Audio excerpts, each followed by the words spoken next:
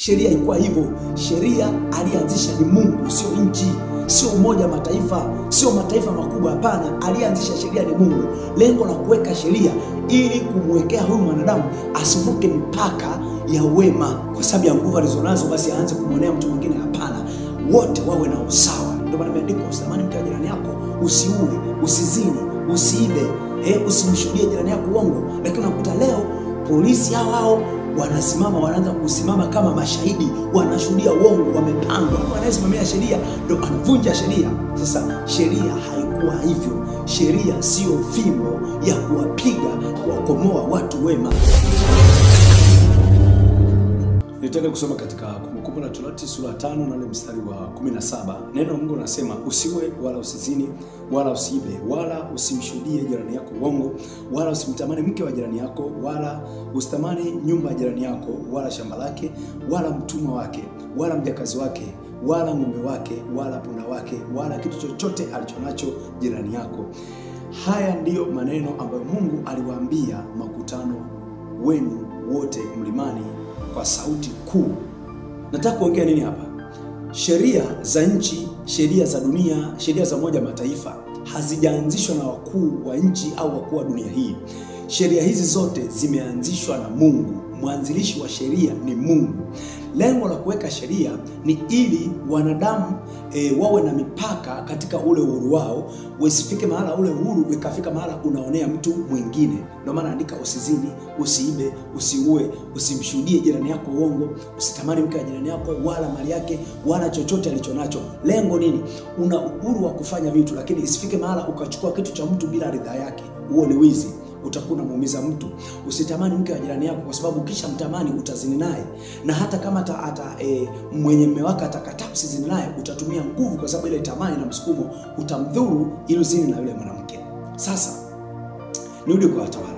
Watawala isifike mahala mtumie sheria kuwadhibiti na kuwaumiza, yani mkatumia sheria kama fimbo kuwatesa watu wa Mungu, watu wema, wanaokuwa wanapigania haki, wanaokuwa wanapigania utu, wanaokuwa wanasimamia mambo mema, halafu mkaenda kwa mujibu wa sheria, wakati unakuta hicho ambacho mtu anayepigania haki, anayepigania utu, unamwita amefanya kosa, lakini wewe unayemdhibiti huyu mtu na kumkamata, unakuta wewe una mabaya mengi unaofanya kupita yeye.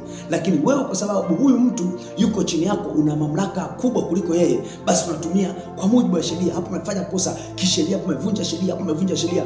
Lakini unakuta huyu mtu alikuwa anafanya ile jambo ni halina madhara na ni jambo jema, ni jambo lenye manufaa kwa jamii yake, lakini mnatumia hiyo sheria kama fimbo kuwaumiza watu. Nazungumza hivi kwa sababu kuna mtu mmoja hapa katika Danieli, mfalme mmoja alitumia sheria kama fimbo kuwaonea na kuwatesa watu wema. Katika Danieli, kitabu cha Danieli sura ya 3 mstari wa 15, Biblia inasema, basi sasa kama mkiwa tayari wakati mtakaposikia sauti ya parapanda, filimbi na kinubi na zeze na santuri na zomari na namna zote za ngoma, kuanguka na kuisujudia sanamu aliyosimamisha ni vema. Bali msipoisujudia mtatupwa saa hiyo hiyo katika tanuru iwakayo moto. Naye ni nani Mungu yule atakayewaokoa ninyi na mkono wangu? Ndipo Shadraka, Meshaki na Abednego wakamjibu wakamwambia mfalme, Nebukadneza, hakuna haja ya kujibu katika neno hili. Kama ni hivyo, Mungu wetu tunayemtumikia aweza kutuokoa na tanuru ile iwakayo moto, naye atatuokoa na mkono wako, mfalme. Nebukadneza kwa mapenzi yake yeye alitengeneza sanamu ambalo yeye kwake aliita ndo Mungu. Akataka watu wote wa taifa wa jamii ile wote waisujudie sanamu ambayo mfalme ameinua. Maana asipo Mungu mwingine atakayeabudiwa isipokuwa Mungu huyo sanamu. Sasa walikuwepo jamii ya watu wa Mungu ambao kwao kufanya hivyo ni dhambi, ni makosa mbele za Mungu wao. Wakagoma, hawakutii. Akatangaza amri kwamba mtu yoyote asiyetii agizo hili atatupwa katika moto. Sasa mimi na wewe tujiulize, Shadraka, Meshaki na Abednego, hawa wacha Mungu watatu, na mfalme Nebukadneza aliyesimamisha sanamu, nani alikuwa na makosa? Mfalme anataka watu wote waabudu sanamu ambayo yeye ameisimamisha, lakini watu wa Mungu, jamii ya watu wa Mungu wamekataa kutii ile sheria, kwa sababu maneno ya mfalme ni amri. Kwa ameshapanga, ameshasema, hakuna kupinga. Sasa mfalme ameshaweka hiyo amri, watu wa Mungu walipinga. Nani alikuwa sahihi? Unakuja kujua kwamba watu wa Mungu walikuwa sahihi kwa sababu kile kitu kilikuwa ni kibaya. Ndiyo, ni sheria, lakini hii sheria inasukuma watu kuwa wema au kuwa wabaya?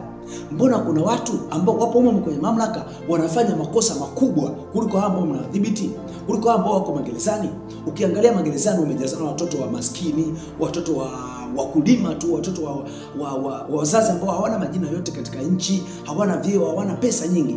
Lakini ukiangalia watoto wa watawala, watoto wa wakubwa, watoto wa matajiri wakubwa wanaofahamika na viongozi wakubwa kwenye nchi, unakuta hawaoni magerezani, hawaoni wakifungwa. Lakini hawa wana uovu mwingi wanafanya, ila mtoto wa maskini huyu ndo anayedhibitiwa. Akifanya tu kosa kidogo kwa mujibu wa sheria, wewe umevunja hapa sheria, hapo umevunja sheria, mtu amefungua hadi kanisa hajasajili, mnaenda kumkamata. Wakati huo kuna mijamaa imesajili makanisa, inapiga utapeli, inatapeli watu fedha, inafundisha watu ubaya, inalaza akili za watu, inadumaza akili za Waafrika. Lakini kuna watu unakuta wanaongoza watu kwa wema, wanawachisha watu mabaya, watu wanakuwa wema katika jamii zao, na jamii zote zinawashuhudia watu ni wema. Lakini hao watu unakuta kwa mamlaka, kwa mujibu wa sheria, umevunja sheria, unaongoza taasisi bila kusajili. Hii taasisi inasimamia wema. Lakini pia ukisoma katika Warumi ile sura 13 mstari wa 1, Biblia inasema itiini kila mamlaka iliyowekwa, kwa maana kila mamlaka imetoka kwa Mungu. Yeye ashindanaye na mamlaka atajipatia hukumu, kwa maana anamwasi Mungu. Sasa ukisoma ule mstari wa 3, watu hawafiki pale. Ule mstari wa 3 unasema hivi: kwa maana watawalao hawawatishi watu wema, bali wanatisha watu watendao mabaya. Maanake wale wanaokuwa wanawatawala, polisi wanavyobeba marungu, wanavyobeba bunduki, hawazibebi zile kwa ajili ya watu wema. Wanazibeba zile bunduki kwa ajili ya watu wabaya. Wanabeba fimbo, wanabeba marungu, wanabeba pingu kwa ajili ya watenda mabaya, si watenda mema, kwa ajili ya watu makatili, kwa ajili ya mafisadi, kwa ajili ya majambazi, sio kwa ajili ya watu wema wanaopigania haki na utu. Ndio maana nimekuja nawaambia wafalme, watawala na viongozi na mtu yote mwenye mamlaka, msitumie sheria kama fimbo kuwatesa na kuwapiga na kuwaminya watu wema. Tumieni sheria kufanya jamii iwe na usawa. Tumieni sheria kuweka mipaka, watu wasione watu wengine, kuweka jamii iwe na usawa. Ndio maana sheria iwe na usawa. Lakini unakuta mifisadi, mijitu mijizi, mijitu mila rushwa amekalia maofisini huko, ndio inazuia hiyo ndio ina vitengo vya kuzuia rushwa, afu yenyewe ndio inakula rushwa. Mijitu ipo kwenye mapato inakula rushwa, mijitu mitrafiki, mipolisi, unakuta TRA, unakuta TAKUKURU huko kuna mijamaa inakula rushwa. Watu lakini hao sheria haiwapigi, haiwagusi wale. Mijitu mefisadi mabilioni ya fedha ambazo wananchi maskini wametoa ili zijenge miradi, ili zilete mafanikio katika nchi. Unakuta hiyo mijitu napiga zile fedha, haiguswi. Ila kibaka aliyeiba kuku, aliyeiba nguo, ajisitiri maisha magumu, kachomoa simu ya mwananchi auze, ajinusua wake, apate hata msosi, huyu ndo kwa mujibu wa sheria huwa anakamata. Lakini mijizi, mijambazi mikubwa kule juu inaachwa. Nini? Hiyo sio sheria. Sio maana sheria hiyo. Sheria ilikuwa hivyo. Sheria alianzisha ni Mungu, sio nchi, sio Umoja Mataifa, sio mataifa makubwa. Hapana, alianzisha sheria ni Mungu. Lengo la kuweka sheria ili kumwekea huyu mwanadamu asivuke mipaka ya wema, akafika mahali akaanza kuonea mtu mwingine. Ndio maana imeandikwa, usitamani mke wa jirani yako, usiue, usizini, usiibe, usimshuhudie jirani yako uongo. Lakini unakuta leo polisi hao wanaanza kusimama kama mashahidi, wanashuhudia uongo, wamepangwa. Lakini hawa ndo wanayeambiwa, ndo tulioweka kwenye dhamana ya kutulinda na kusimamia sheria. Lakini huyu anayesimamia sheria ndo anavunja sheria. Sasa sheria haikuwa hivyo. Sheria sio fimbo ya kuwapiga wakomoa watu wema. Sheria lengo lake watu wawe wema. Sheria inasimamia watenda mabaya wasitende mabaya.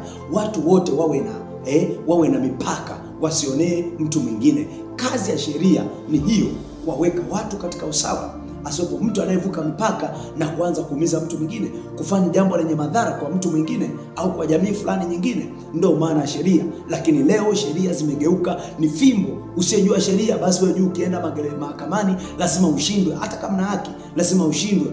Ukiwa mnyonge, basi watakuja kwa umevunja sheria hii, utashtakiwa mahakamani kwa sababu ya unyonge wako, unafungwa. Kilichofanya ufungwe sio kosa.